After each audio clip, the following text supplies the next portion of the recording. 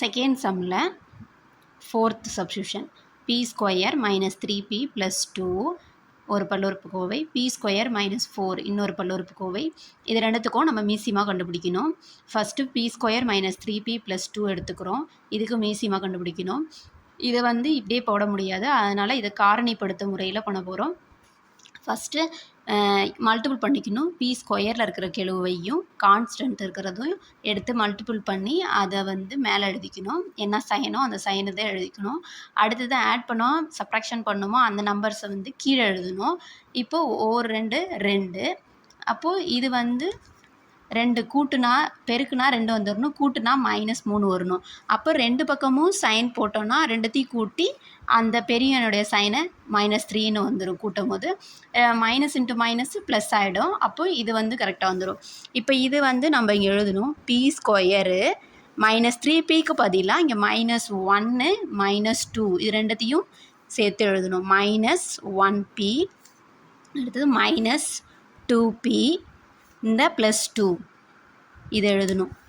அடுத்தது இது ரெண்டுலேயும் என்ன காமனாக இருக்குது? பி காமனாக இருக்குது. அப்போ காமனாக இதை வெளியே எடுத்துடுறோம். காமனாக வெளியே எடுத்தோடனே இங்கே பி மட்டும் இருக்கும், மைனஸ் இங்கே 1 மட்டும் இருக்கும். அடுத்து இதில் ரெண்டுத்துலேயும் காமனாக என்ன வெளியே எடுக்கலாம்? -2. ஏன் -2 எடுக்கணும்னா இங்கே ஃபஸ்ட் டேர்ம் ப்ளஸில் இருக்குது, இங்கே மைனஸில் இருக்குது. ஆனால் இங்கே ஃபஸ்ட் டேர்மில் மைனஸ் இருக்குது, இங்கே ப்ளஸ் இருக்குது. அப்போ மைனஸை வெளியே எடுத்தோன்னா இங்கே ஃபஸ்ட் டேர்மில் ப்ளஸ் ஆகிடும், செகண்ட் டேர்மில் மைனஸ் ஆகிடும். இங்கே பி மட்டும் வரும், இங்கே 2 வெளியே எடுத்தாச்சு, மைனஸ் வெளியே எடுத்ததால் -1ன்னு வரும். இப்போ இதிலேருந்து காமனாக என்ன எடுக்கலாம்? p -1. இதுவும் காமனாக இருக்குது, அதை வெளியே எடுத்துடணும். அடுத்தது p -2. இப்போது இந்த p square minus 3p plus 2 இதுக்கான மீசிமா ஃபைண்ட் அவுட் பண்ணிட்டோம், பிரித்து எழுதிட்டோம். அதுக்கப்புறம் இது ரெண்டத்தையும் சேர்த்து எழுதி இதோடைய மீசிமா எழுதிடணும். அடுத்து செகண்ட் பல்லுறுப்புக்கோவை என்னது? P square -4. இப்போ இது எப்படி எழுக்கலாம்னா பி ஸ்கொயர் -2 ஸ்கொயர். 2 ஸ்கொயர் பண்ணால் 4, அதை தான் 4 = 2 ஸ்கொயர். இது ரெண்டும் ஈக்குவலுங்கிறதால நம்ம இப்படி எழுதியிருக்கோம். ஏன் இப்படி எழுதியிருக்கோன்னா ஃபார்முலாவில் அப்ளை பண்ணுறதுக்காக அப்படி எழுதியிருக்கோம். இது என்ன ஃபார்முலானா a square minus b square = a + b × a - b. இந்த ஃபார்முலாவில் இருக்குது, அதனால் இது இப்படி எழுத போகிறோம். இப்போது a + b, ஏவோட வேல்யூ p,